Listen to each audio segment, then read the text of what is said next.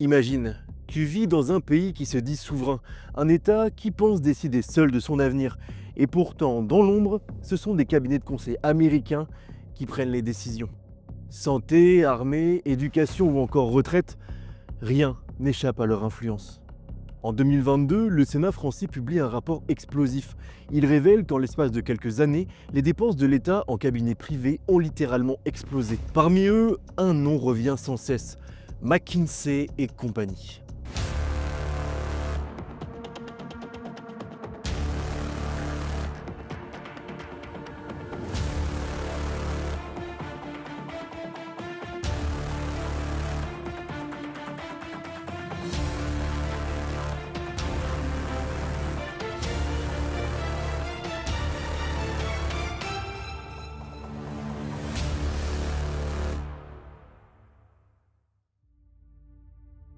Une entreprise américaine à peine connue du grand public, mais présente partout dans les coulisses du pouvoir. McKinsey conseille l'Élysée, les ministères, la défense ou encore la santé. Et pour ce service, la France lui a versé des centaines de millions d'euros d'argent public. Sans appel d'offres apparentes, sans réel contrôle parlementaire. Et en prime de tout ça, zéro impôt payé en France en plus de 10 ans. Mais qui sont-ils ? Pourquoi l'État français s'est autant reposé sur eux pendant presque 10 ans ? Et surtout, comment une entreprise privée étrangère a-t-elle pu prendre autant de place dans la République française ? McKinsey. C'est un nom qui ne claque pas comme Google ou encore Facebook. Et pourtant, dans les sphères du pouvoir, c'est une marque qui impose le respect ou la crainte. Fondé en 1926 à Chicago, McKinsey est un des plus grands cabinets de conseil privés au monde. Son métier, aider les entreprises et les États à prendre les bonnes décisions. Mais derrière ce vernis technocratique, McKinsey, c'est une machine d'influence mondiale. Dans les années 2000, McKinsey est partout.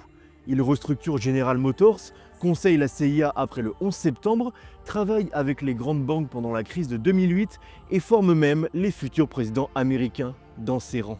Ses employés sont modèles, brillants et habillés dans des costards élégants.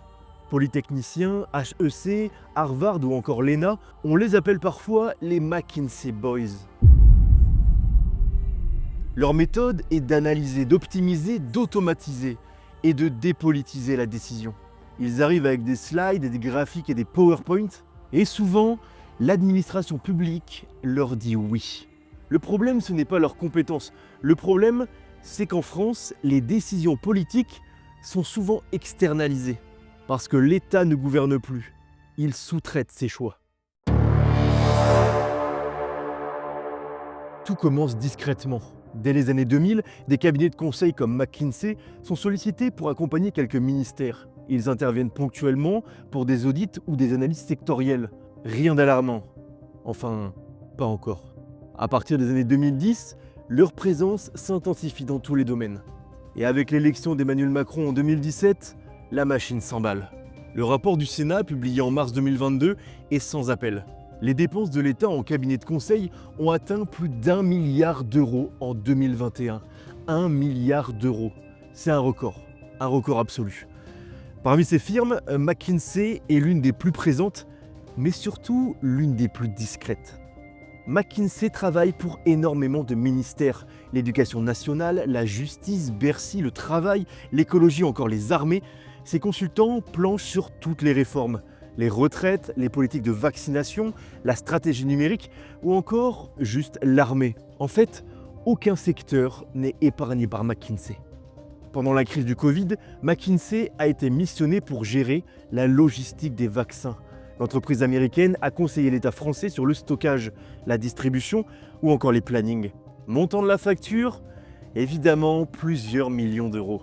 Et le résultat, ça a été des retards, des incohérences et très peu de transparence. L'autre cas qui inquiète, c'est l'éducation nationale. McKinsey aurait été payé plus de 500 000 euros pour un rapport sur l'avenir du métier d'enseignant. Un rapport que vous ne trouverez nulle part, qui est introuvable dans le détail. Mais paraît-il que les slides PowerPoint ont été livrés. À ce prix-là, espérons qu'il ait été bien animé. Les sénateurs, à l'origine des rapports, s'étonnent. Les ministères n'ont souvent jamais aucune trace écrite des contrats. Ce qui est un peu étonnant, non ? Certains n'ont même pas pu fournir les bilans d'impact de ces missions. En d'autres termes, l'État paye, sans jamais vérifier l'efficacité, sans jamais remettre en cause la dépendance croissante. En 2021, ce sont près de 2500 missions de conseil qui ont été passées. McKinsey, mais aussi Accenture, Capgemini, Roland Berger. Mais McKinsey reste la plus opaque, la plus puissante et la plus enracinée dans l'État français. Là où ça devient encore plus troublant, c'est quand on découvre que certains anciens consultants de McKinsey ont rejoint l'Élysée. Et ça n'étonne personne. Ou alors tout simplement que plusieurs membres de l'équipe Macron 2017 étaient liés à McKinsey. En fait, c'est peut-être une coïncidence. C'est peut-être une coïncidence. Mais pour les sénateurs, ça pose un vrai problème d'indépendance. Quand ceux qui commandent les missions sont ceux qui les exécutent. Qui contrôle qui? Et même en interne, certains hauts fonctionnaires s'inquiètent. Des pans entiers de l'action publique sont dictés par des consultants payés à la journée, entre 3 000 et 5 000 euros. Des recommandations présentées comme techniques, mais qui orientent en réalité des décisions politiques majeures. McKinsey n'est pas un simple prestataire. C'est devenu un copilote discret, omniprésent et extrêmement bien payé. Et ce, avec l'argent public, avec l'argent des Français. Mais là, ce que je vous ai raconté, c'est pas grand-chose, on n'est qu'à la moitié de l'affaire.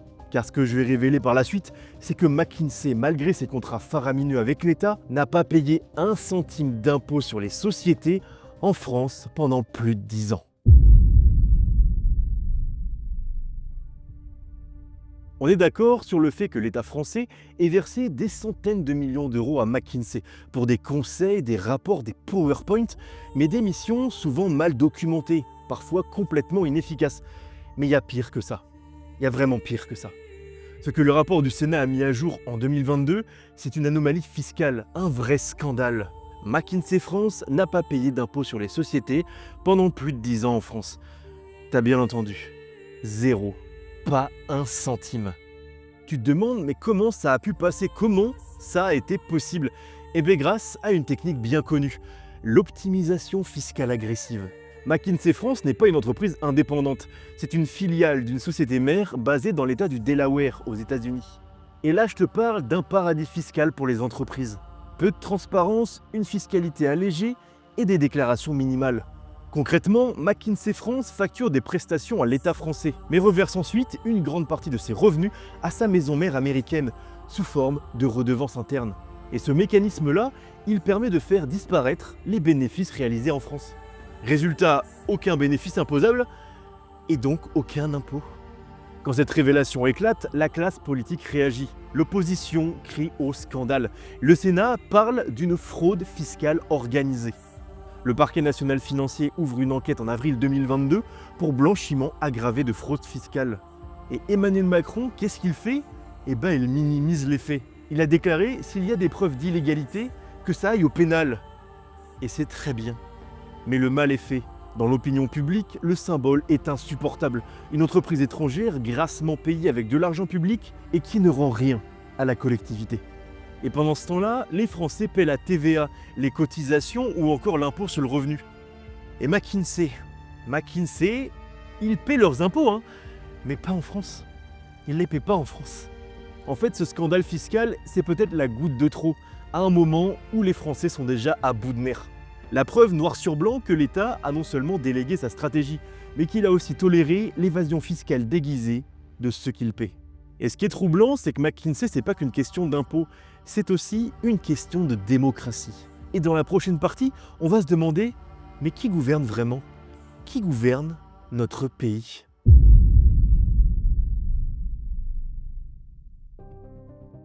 Un État, c'est censé être une puissance publique. Il a normalement une pensée propre, une vision et une stratégie. Mais quand il commence à demander à des cabinets privés étrangers comment bien faire leurs réformes sur les retraites, sur le nombre d'enseignants à recruter, sur comment faire des campagnes de vaccination, on peut se demander et on peut se poser une question simple. Qui gouverne vraiment? L'affaire McKinsey, c'est plus qu'un scandale financier. C'est la privatisation silencieuse de la décision publique. Des politiques, des directions ministérielles, des réformes entières dictées par des consultants payés à la mission qui ne sont ni élus, ni responsables devant les citoyens. Et ça, le Sénat l'a bien dit dans son rapport. L'État a perdu la compétence de penser par lui-même. Une phrase lourde, quasiment tragique, et pourtant complètement réaliste. Ce n'est pas que les cabinets de conseil sont incompétents, ils sont au contraire redoutablement efficaces. Car leurs forces viennent du fait qu'ils vendent du pragmatisme, du réalisme, du chiffre ou du benchmark. Mais derrière tous ces mots compliqués, il y a une idéologie managériale, une idéologie marchande, une idéologie dépolitisée. On va prendre un exemple concret, on va parler de la réforme des retraites. Cette réforme, c'est pas une simple question d'équilibre comptable, c'est vraiment un choix de société. Qui travaille plus longtemps, à quel âge, avec quelles exceptions, ça, c'est du politique pur.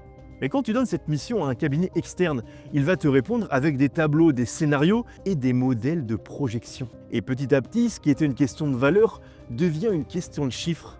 Et là où la politique meurt, la gestion prend sa place.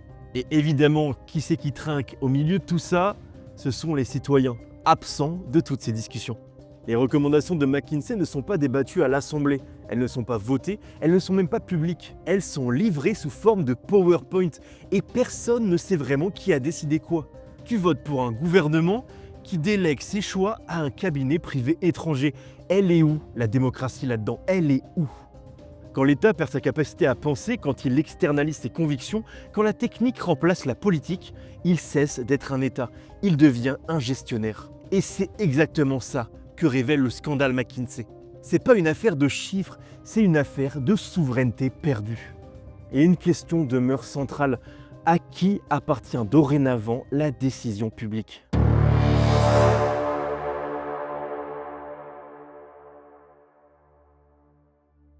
Le McKinsey Gate. C'est comme ça que les médias ont titré leurs journaux ce jour-là.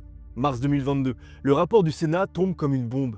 Il documente des millions d'euros dépensés sans contrôle, des connexions troublantes entre l'exécutif et McKinsey, et une optimisation fiscale si agressive qu'elle frôle la fraude. Tout le monde s'emballe. Et pour la première fois, le mot scandale d'État circule dans les médias. Et face à la pression, le parquet national financier décide d'ouvrir une enquête. Blanchiment aggravé de fraude fiscale et tenue irrégulière de comptes de campagne. Oui, car l'affaire va encore plus loin que ça. Des soupçons émergent sur le rôle de McKinsey dans la campagne présidentielle d'Emmanuel Macron en 2017. Le cabinet aurait contribué bénévolement sans qu'aucun chiffre ni aucun contrat ne soit mentionné dans les comptes. Et évidemment, ça peut être assimilé à un financement illégal. Le problème, c'est qu'après des mois d'agitation, le soufflet retombe, l'enquête est lente et les auditions se font rares. Et évidemment, la communication gouvernementale est quasiment inexistante. 2 ans plus tard, en 2024, l'affaire est toujours en cours. Aucune mise en examen, aucune condamnation, et les sénateurs s'impatientent. Et les médias se lassent. Et ça, c'est dramatique. Ah oui, au fait, McKinsey continue de signer des contrats avec certains services publics, encore aujourd'hui. Et là, on peut se dire que la montagne judiciaire semble avoir accouché d'une souris. Et pourquoi ça? Parce qu'il est difficile de prouver une fraude fiscale quand elle est légalement organisée pour l'optimisation.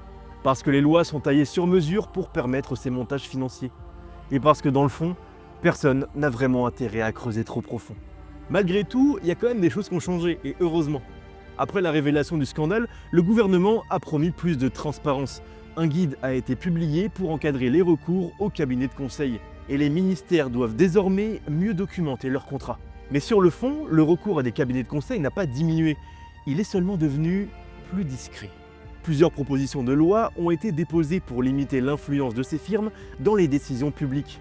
Mais elles n'ont jamais été acceptées, car les lobbies sont extrêmement puissants. Et la mémoire médiatique, elle est courte.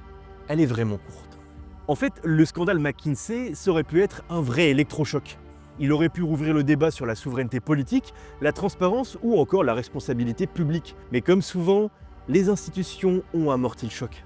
Et McKinsey, en bon consultant, est juste passé à la mission suivante. En fait, pour conclure, cette affaire, elle n'aurait pu être qu'un simple scandale budgétaire, une histoire de consultants un peu trop bien payés. Mais en fait, elle est beaucoup plus grave que ça. Le scandale McKinsey raconte la démission silencieuse de l'État, l'abandon progressif de sa propre pensée, le remplacement de l'intérêt général par des tableaux Excel fournis par des entreprises qui ne paient même pas d'impôts en France. Et ce qui dérange le plus, ce n'est pas qu'un cabinet de conseil soit efficace. Ce qui dérange, c'est que la République en est venue à lui confier ses choix les plus fondamentaux. Et à la fin, personne n'en est vraiment responsable. Alors oui, le scandale McKinsey, c'est l'histoire d'un pouvoir devenu dépendant. Dépendant de chiffres, dépendant d'avis extérieurs, même dépendant de cabinets invisibles, mais omniprésents. Et cette question, on devrait tous se la poser. Est-ce encore la République qui gouverne? Ou bien a-t-elle délégué son cerveau à ceux qui vendent des solutions clés en main? Des solutions sans vision, sans âme, mais surtout sans peuple. N'hésite pas à me dire ce que t'en penses. Est-ce que pour toi, c'est une dérive ou une solution inévitable? Est-ce qu'on peut encore reprendre le contrôle ou est-ce que c'est déjà trop tard? N'hésitez pas à partager vos avis en commentaire pour qu'on puisse en débattre. Si cette vidéo t'a éclairé, partagé ou juste fait réfléchir, eh bien abonne-toi et partage-la au plus grand nombre. Parce que l'information, c'est notre plus grande arme.